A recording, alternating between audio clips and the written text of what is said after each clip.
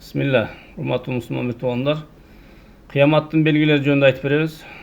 10 belgisi, kichine belgilerinden. Peygamber aleyhisselam hadisini aytkan, "Antalidal amatu rabbataha." Ayal kişi özüne kojoyun törüp alat deydi. Toysa özünün balası özüne başçı olup başkarıp alat, başı iyi beyle deydi. Hazır gündögü ahvalı da. Dene жылаңайлак, жылаңач, урсак ачка, кембагал адамдар бийик үйлөрдү салышта жарышып алат дейт. Бийик үйлөрдү салышта ошол Дубай биринчи орунга чыкты. 850 метр бийиктикте үй салып койгон. Булар болбосо 50 жыл, 60 жыл мурун нефт асыл электе аябай кембагал болушкан. Ошондой Пайгамбар салам хадисин айткандай, жылаңач, жылаңайлак, үстүндө кийими жок, бутунда бут кийими жок, урсак ачка бир койчу мааниле болушкан да.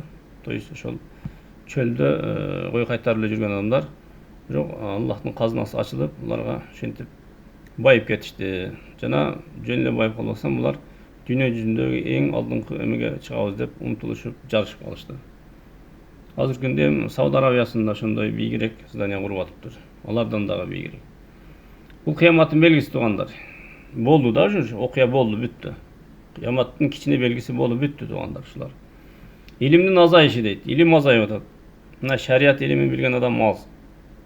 Musulmanmız deydi ko, musulmançılıktan eçteken bilbey эле бирок сүйлөй беришет. Шындап айтканда. Бул Кур'ан жана хадис менен сүйлөш керек да, адам өзүнүн баягындай уккан нерсесин айта бербейчи, көркөмдөп, кошумчалап, кооздоп сүйлөгөн бул болбойт. Кудайга да жакпайт туугандар. Кур'анда эмне деди, хадисте эмне деди, ошону айтыш керек. Одан ашыкча сүйлөгөндөн этият болуш керек. Korkuş gerek değil mi Allah'ın aldığında? Zina jayılıp ketişi, zina aybay jayılıp ketken zamanda yaşap atabız tuğanlar. Bu da kıyamattın belgisi. Buga aybay katı biz çara görüşümüz gerek.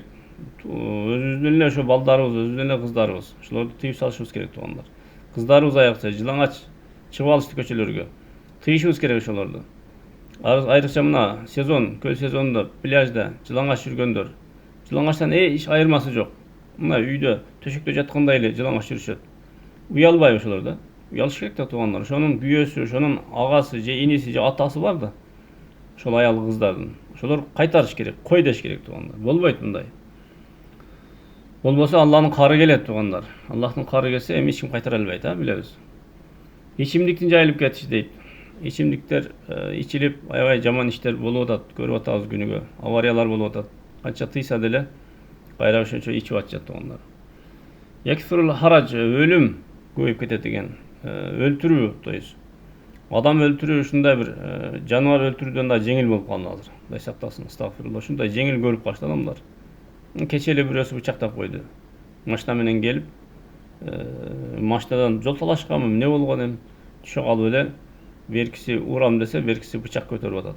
Натыйжада өлүмүнө себеп болду. Бычак менен мындайча айтканда өлтүрүп койду да.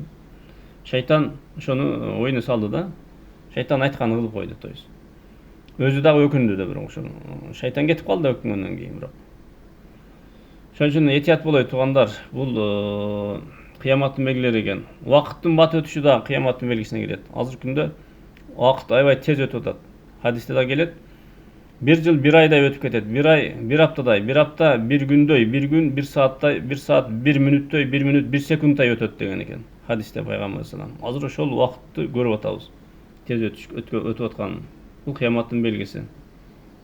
Соданын кеңир жайылып кетиши, бул да кыяматтын белгиси. Азыр экинин бири эле содагер болуп калды. Баары эле бирин-бирин баягы өзүнүн товарын алдап сатып атабы, туура сатып атабы, шыгса сатып атышат. Реклама. Азыр Инстаграмга кирсең баары эле содагер. Hiç жөн адам жок. Сода кылайын десең, сенен өтүп сода кылышат. Эми бул дагы ошол кыяматтын белгилеринен болот экен. Туугандар, адамдар байып кетишет экен да, сода кыла беришип. Бирок негизги байлык адамдын жүрөгүндөгү канаат болуш керек, Баягы Алла берген нерсеге канаат кылыш керек да. Аманаттын жоголушу дейт. Аманаттын жоголушу да кыяматтын белгиси. Аманатка кыянат кылышат адамдар.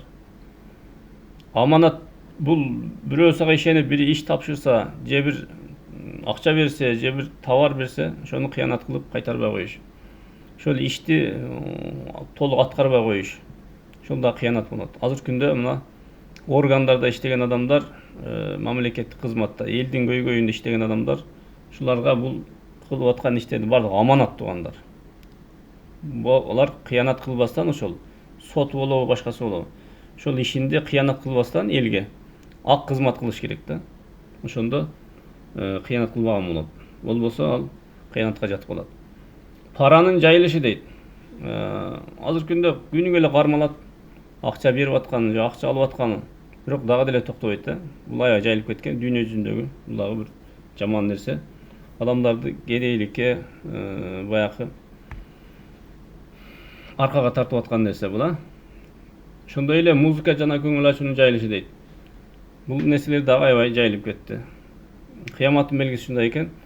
Музыкалык эмелерди бүт баягы шайтандын азгыра турган нерселерин адалдап алышкан өздөрүнө. Ырчылардын арасынан мусулман болуп туруп, бирок ырчылыкты уланта беришет. Ошол адамдар жайылып ушул нерсе баягы адал сыяктуу болуп калган, адал дегендей өздөрүнө мамиле кылып алышкан. Мисалы үчүн ошол эле ресторандарга барсаңыз, аябай каттуу музыкаларды коюшуп, танцага түшүп, бийлешип, бүт арам нерселерди өздөрүнө адал кылып алгандай да, боло берет дешипчи. Кудайдын карын келтире турган нерселер туугандар. Бул да кыяматтын белгиси туугандар. Ушул 10 белги, кийинкисинде дагы 10 белгини айтабыз, бирок алар чоң белгилер болот туугандар. Азыр мен кичине белгилерин айттым.